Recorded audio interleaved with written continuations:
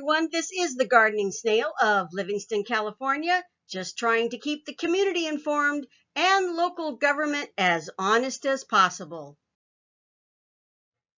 In this video, we will be looking at what we were billed for general legal and human resources for the month of July 2022, including at least one entry that I think belongs to the city of Ceres. We'll start out with a few entries I'm comfortable stating belong to the city of Livingston. The ones belonging to the July 5th Livingston City Council meeting add up to $760. However, I can't say I'm certain about that $40 for preparing a form about the opioid settlement, mainly because of the July 22nd date. Hours billed for the July 19th City Council meeting date add up to $1,100. That includes $400 for office hours on the same day. Now we're going to get into a couple of entries for items that look like they belong to the city of Ceres. A 721 entry about agenda items and an email regarding an August 22nd City Council agenda. But Livingston did not have an August 22nd City Council meeting. But Ceres did.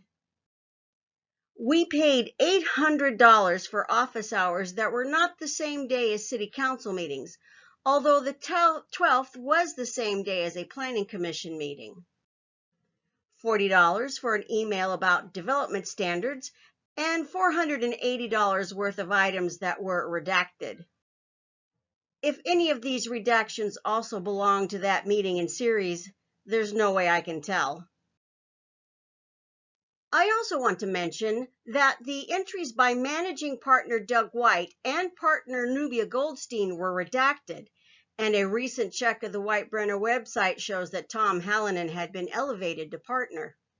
I also want to point out a recent change I've noticed, the section about credits and write-offs. I've been used to seeing either nothing here or just a previous balance or an amount marked as paid.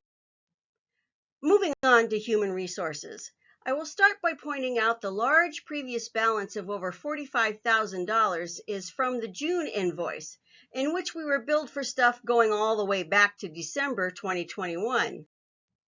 Why all those charges didn't hit an invoice until June 2022, I can't say. I have my own theory, but I'll keep it to myself, at least for the moment. Before we get into some of the details in this July invoice, let's look at one of the terms we've been seeing before and are seeing again on this invoice. And that is the term IRMA. Here we see entries about IRMA coverage and reviewing the IRMA policy.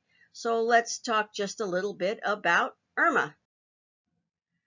From the IRMA website, IRMA is a statewide joint powers authority designed to provide broad coverage and tailored loss prevention services to reduce the employment practices liability exposure of California public entities. IRMA is the first and only statewide risk-sharing pool created exclusively to provide broad employment practices liability coverage.